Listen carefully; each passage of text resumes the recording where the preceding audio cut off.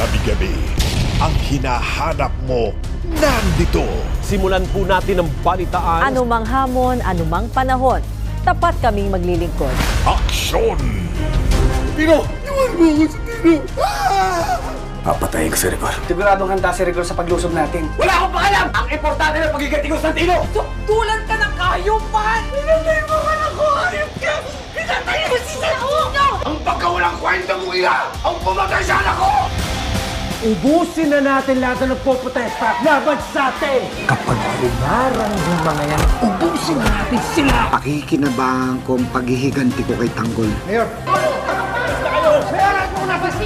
Wala na kayong kawala, Tanggol!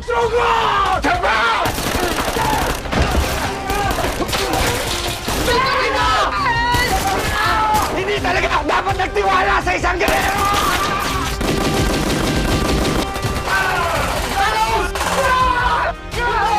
Tensyon. May mga pulis na rin nagpapasukan. Nasa panganib yung mga kaibigan ko. kaya mo ba yung mga kriminal na yun? Pag may nangyari kay Olsen, ikaw din ang dahilan! Parang anak ng turing ko kay Olsen. Posibleng anak ko siya. Be honest with me! Akala nyo ba malulunsatan nyo ulit to? Sino sa dalawang anak mo ang sasagipin mo at sino ang hahayaan mong mamatay? Pag hindi ka nakapili, silang dalawang ihuhulog ko. Kailangan natin mapatunayan na buhay pa si Edo. Kailangan natin magtulong-tulong. Sama-sama nating ayusin yung ginawa nating mali. Pag inamin ko na mali ako, hindi ko kakayanin kapag nag-iba yung tingin sa akin ni Chloe. Yun na lang yung meron ako. Ayoko na maging matakot, Bit! Kung ayaw mo tumulong, ako na lang. May matitisod pa ba tayong impormasyon? Ito yung dati niyong schoolmate, si Kyle. Karoon sila ng away ni Luisa. Si Kyle, may malaki siyang dahilan para patayin si Luisa. Pag-ibig. Hindi naman sa iniisip namin nagdi-date kayo. Nagdi-date nga kami.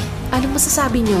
Hindi ako magbabago ng isip. Magiging biyanan mo may housewarming, tapos yung katrabahong babae ni Enzo ang inimbitahan kesa sa'yo. Meron na akong girlfriend ma. Pero hindi ko gusto ang girlfriend mo. Hindi ko naman pinilit na gustuin mo siya. Ganito ko sa kanya. Ito ang primetime bida na hinahanap-hanap mo kapamilya.